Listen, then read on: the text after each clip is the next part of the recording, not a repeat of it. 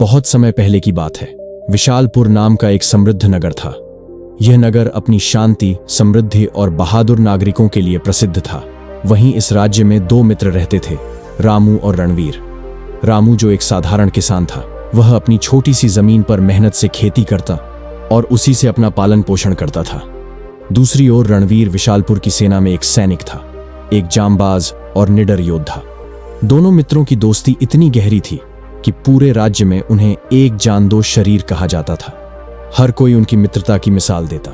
समय बीतता गया, पर उनकी दोस्ती वैसी ही मजबूत बनी रही, चट्टान की तरह। फिर एक दिन ऐसा आया जब सब कुछ बदल गया। विशालपुर राज्य पर पड़ोसी राजा ने अचानक हमला कर दिया। दुश्मन की सेना बड़ी और ताकतवर थी। दोनों राज्यों के बीच भयंकर युद्ध छिड़ गया। रणवीर ने अपने नाम के अनुसार अद्भुत वीरता दिखाई। उसने अकेले ही कई दुश्मन सैनिकों को मौत के घाट उतार दिया। लेकिन शत्रु सेना की संख्या और शक्ति इतनी अधिक थी कि विशालपुर की सेना टिक नहीं सकी। हालात ऐसे हो गए कि विशालपुर का राजा खुद युद्ध भूमि छोड़कर भाग खड़ा हुआ। राजा के भागते ही सेना का मनोबल टूट गया और युद्ध में हार निश्चित हो गई। कुछ सैनिक मारे गए और जो बचे वे शत्रु की कैद में चले गए। रणवीर भी उन बंदी सैनिकों में शामिल था। अब विशालपुर पर पड़ोसी शासक विजय प्रताप का अधिकार हो चुका था। विजय प्रताप एक महत्वाकांक्षी राजा था जो अपने राज्य का विस्तार करना चाहता था। चूंकि विशालपुर को जीतना उसका लक्ष्य था, इसलिए उसने वहां की जनता पर कोई अत्याचार नहीं किया। पुराने राजा के भाग जाने के बाद लोगों ने भी विजय प्रताप को ही अपना नया शासक मान लिया। राज्य की व्यवस्था को सुचारू रूप से चलाने में विजय प्रताप को 3 महीने लग गए। जैसे जैसे समय बीता, राज्य फिर से स्थिर होने लगा। इन्हीं दिनों विजय प्रताप को युद्ध में पकड़े गए बंदियों की याद आई, खासकर रणवीर, जो दुश्मन होते हुए भी अपनी वीरता और साहस के कारण राजा के मन में घर कर गया था। लेकिन अब विजय प्रताप को यह डर सताने लगा कि कहीं यह वीर सैनिक भविष्य में विद्रोह न कर दे। उसने सोचा, ऐसे व्यक्ति को जीवित रखना खतरे से खाली नहीं, इसे तो मरना ही होगा। राजा ने अपने सेनापति को आदेश दिया, उस सैनिक को जिसने युद्ध में हमारे सैकड़ों सैनिकों को मारा था, तुरंत फांसी दे दी जाए। और हाँ, जब उसे फांसी दी जाए तब मुझे भी सूचना दी जाए, मैं स्वयं उपस्थित रहूंगा। आदेश का पालन करते हुए सेनापति ने रणवीर को फांसी के लिए तैयार किया और राजा को खबर भिजवा दी। जैसे ही राजा आया, उसने रणवीर से कहा, हे सैनिक, हम तुम्हारी बहादुरी की सराहना करते हैं, लेकिन हम नहीं चाहते कि तुम हमारे लिए भविष्य में खतरा बनो, इसलिए हम तुम्हें मृत्यु दंड दे रहे हैं। परंतु एक साहसी सैनिक होने के नाते हम तुम्हारी अंतिम इच्छा जरूर जानना चाहेंगे। रणवीर ने शांति से कहा, राजन, मेरी केवल यही इच्छा है कि मैं मरने से पहले कुछ दिन अपने परिवार के साथ बिता सकूं। इसके बाद आप मुझे जो सजा देंगे मैं सहर्ष स्वीकार करूंगा। राजा ने सोचा और कहा, हम तुम्हारी यह अंतिम इच्छा तब पूरी करेंगे जब कोई व्यक्ति तुम्हारे बदले हमारे पास बंधक बनने को तैयार हो, ताकि यदि तुम वापस ना आओ तो हम उस व्यक्ति को दंड दे सकें। अभी राजा की बात पूरी भी नहीं हुई थी कि एक सिपाही अंदर आया और बोला, महाराज, एक व्यक्ति आपसे मिलना चाहता है। वह खुद को रणवीर का मित्र बताता है। उसका नाम रामू है। राजा ने तुरंत कहा, उसे यहां लाओ। रामू को जब दरबार में लाया गया तो राजा ने पूछा, क्या यह व्यक्ति तुम्हारा मित्र है? रामू ने साहस और प्रेम से उत्तर दिया, हाँ राजन, यह मेरा मित्र ही नहीं, मेरे प्राणों से भी अधिक प्रिय है। राजा ने फिर कहा, यदि यह अपने अंतिम समय में अपने परिवार से मिलना चाहता है तो कोई इसके बदले बंधक के रूप में रहना होगा। रामू ने बिना एक पल गवाए कहा, महाराज, आप इसे तुरंत मुक्त कर दीजिए, मैं स्वयं इसके स्थान पर बंधक बनने को तैयार हूं। राजा विजय प्रताप ने रामू की ओर देखा और गंभीर स्वर में कहा, एक बार फिर सोच लो भले मानस, यदि तुम्हारा मित्र लौट कर न आया तो शर्त के अनुसार तुम्हें मृत्यु दंड दिया जाएगा। रामू ने शांत लेकिन अटल स्वर में उत्तर दिया, राजन, मैंने भली भांति सोच लिया है, मुझे आपकी हर शर्त स्वीकार है। आप रणवीर को छोड़ दीजिए और मुझे बंदी बना लीजिए। राजा ने रणवीर की ओर देखा और कहा, रणवीर, हम तुम्हें 7 दिन का समय देते हैं। तुम इन 7 दिनों तक अपने परिवार के बीच रह सकते हो, लेकिन याद रहे, 8वें दिन सूर्य चढ़ने से पहले अगर तुम नहीं लौटे तो तुम्हारे मित्र रामू को फांसी पर चढ़ा दिया जाएगा। रणवीर ने निसंकोच उत्तर दिया, मुझे मंजूर है महाराज। राजा ने सैनिकों को आदेश दिया, रणवीर को मुक्त कर दिया जाए और रामू को बंदी गृह में डाल दिया जाए। जैसे ही रणवीर को आजादी मिली, उसने दौड़कर अपने मित्र को गले से लगा लिया।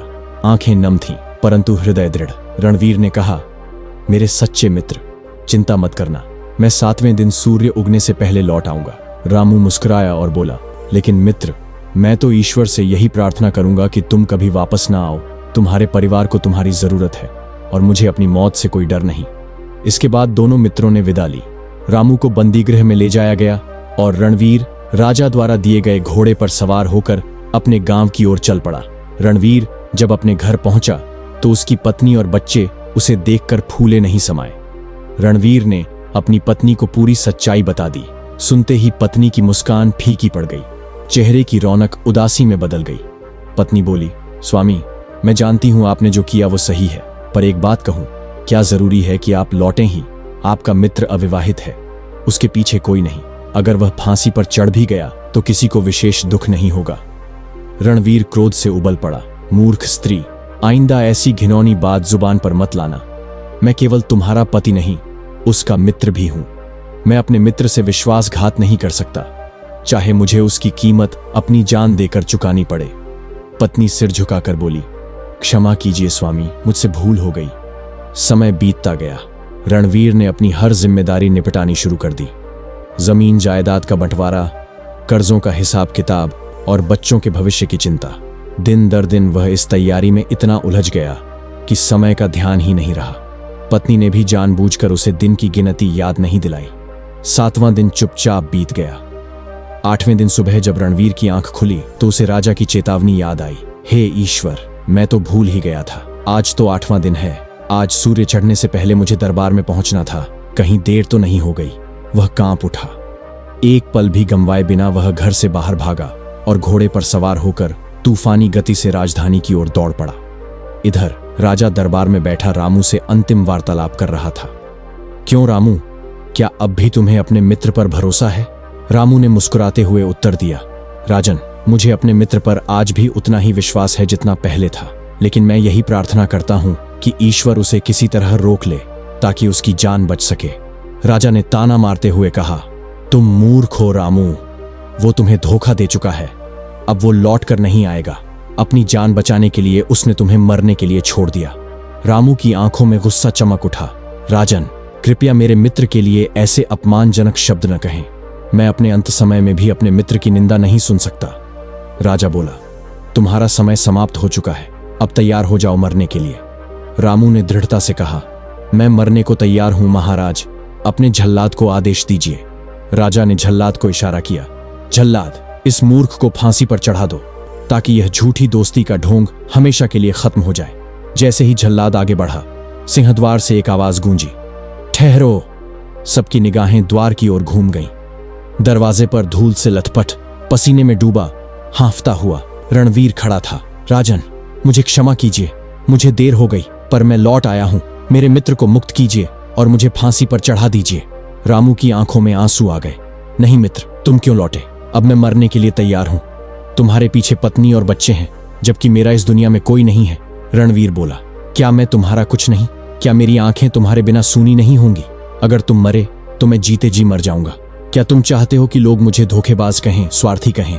रामू चुप हो गया। दोनों मित्र एक दूसरे को टकटकी लगाए देख रहे थे। राजा विजय प्रताप गहरे विचारों में डूबे हुए थे। वे सोचने लगे, कितनी अद्भुत मित्रता है इन दोनों के बीच। एक दूसरे की जान बचाने के लिए दोनों मरने को तैयार हैं। धन्य हैं ये दोनों। लेकिन अगले ही क्षण उनके मन में एक और विचार कौंधा, नहीं, एक शत्रु सैनिक के लिए इतनी सहानुभूति, ये ठीक नहीं। राजा असमंजस में पड़ गए। कुछ देर सोचने के बाद उन्होंने निर्णय सुनाया, आज फांसी नहीं दी जाएगी, रामू को छोड़ दिया जाए और रणवीर को बंदीगृह में डाल दिया जाए। 4 दिन बाद उसे फांसी पर चढ़ाया जाएगा। सैनिकों ने राजा के आदेश का पालन किया। रामू को मुक्त कर दिया गया और रणवीर फिर से कारागार में बंद कर दिया गया। रात हुई, परंतु राजा को नींद नहीं आई। वह करवटें बदलते रहे। उनके मन मस्तिष्क में बस एक ही नाम गूंज रहा था, रणवीर। सुबह महारानी ने राजा की परेशानी को भांप लिया। महाराज, आप रात भर सोए नहीं, क्या बात है? राजा ने पूरी बात रानी को बता दी। रानी ने मुस्कुराकर कहा, महाराज, मैंने भी इस वीर सैनिक की बहादुरी की चर्चा सुनी है। यदि अनुमति हो तो मैं उससे मिलना चाहती हूं। राजा बोले, वह 4 दिन बाद मृत्युदंड पाएगा। तुम जब चाहो उससे मिल सकती हो। अगले दिन संध्या के समय महारानी रणवीर से मिलने कारागार पहुंची। रानी के आदेश पर सभी सिपाही बाहर चले गए। अब कक्ष में केवल रानी और रणवीर थे। रानी ने धीरे से कहा, रणवीर, मैंने तुम्हारी वीरता के किस्से सुने हैं। हम तुम्हारे साहस का सम्मान करते हैं। यदि तुम चाहो तो अभी भी बच सकते हो। रणवीर ने विस्मय से पूछा। कैसे महारानी जी? रानी ने गंभीर स्वर में कहा। तुम्हें बस एक काम करना होगा, राजा विजय प्रताप की हत्या। रणवीर चौंक गया। क्या कहा आपने? रानी ने आगे कहा, मैं उन्हें हटाकर राज्य की बागडोर अपने हाथ में लेना चाहती हूं। फिर मैं अपने प्रेमी राजा सूर्यकर्ण से विवाह करूंगी और तुम्हें सेनापति बना दूंगी। फिर उसने बताया कि राजा जब हर महीने कुलदेवी के मंदिर अकेले जाते हैं, वह समय सबसे उचित होगा। रणवीर स्तब्ध रह गया। कुछ पल चुप रहकर बोला, नहीं महारानी जी, मैं ऐसा घृणित कार्य नहीं कर सकता। रानी ने तीखे स्वर में पूछा, पर क्यों? विजय प्रताप तो तुम्हारे शत्रु हैं। रणवीर ने विनम्र लेकिन दृढ़ स्वर में उत्तर दिया, वो मेरे शत्रु तब तक थे जब तक मैं रणभूमि में था, अब नहीं। 3 कारण हैं। पहला, अगर वे चाहते तो युद्ध के बाद मुझे मार सकते थे, लेकिन उन्होंने दया दिखाई और मुझे जीवन दान दिया। उनका अन्न खाकर मैं उनके साथ नमक हरामी नहीं कर सकता। दूसरा, उन्होंने मेरी अंतिम इच्छा का सम्मान किया और मुझे अपने परिवार से मिलने का अवसर दिया। तीसरा, अब विशालपुर की प्रजा ने उन्हें अपना राजा स्वीकार कर लिया है।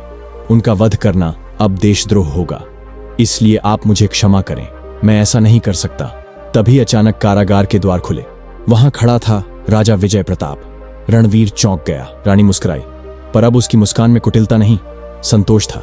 राजा ने कहा, रणवीर, तुम परीक्षा में खरे उतरे। रानी ने जो भी कहा वह सब हमारे निर्देश पर था। यह हमारी आखिरी परीक्षा थी और तुमने सिद्ध कर दिया कि तुम केवल वीर नहीं, वचन के पक्के और नैतिकता के स्तंभ हो। राजा ने आगे कहा, हम आदेश देते हैं कि तुम्हें तुरंत मुक्त किया जाए और यदि तुम चाहो तो हमारी सेना में उच्च पद पर सेवा कर सकते हो। यह सुनते ही रणवीर की आंखों से अश्रुधारा बह निकली। उसने राजा को झुककर प्रणाम किया और कहा, महाराज, आपके इस विश्वास के लिए आभारी हूं। अगली सुबह रणवीर को मुक्त कर दिया गया। वह अपने परिवार के पास लौट आया और एक सम्मानित नागरिक के रूप में जीवन बिताने लगा। रामू और रणवीर की मित्रता जीवन भर वैसी ही अटूट रही जैसे एक आत्मा 2 शरीरों में। दोस्तों, इस कहानी से यह सीखने को मिलता है कि सच्ची मित्रता न तो स्वार्थ देखती है, न भय। जहां वचन, विश्वास और समर्पण हो, वहीं सच्ची मित्रता जीवित रहती है। अगर आपको यह कहानी पसंद आई है तो वीडियो को लाइक करना न भूलें। अगर आपका भी कोई ऐसा ही दोस्त है तो उस दोस्त का नाम कमेंट में लिखें।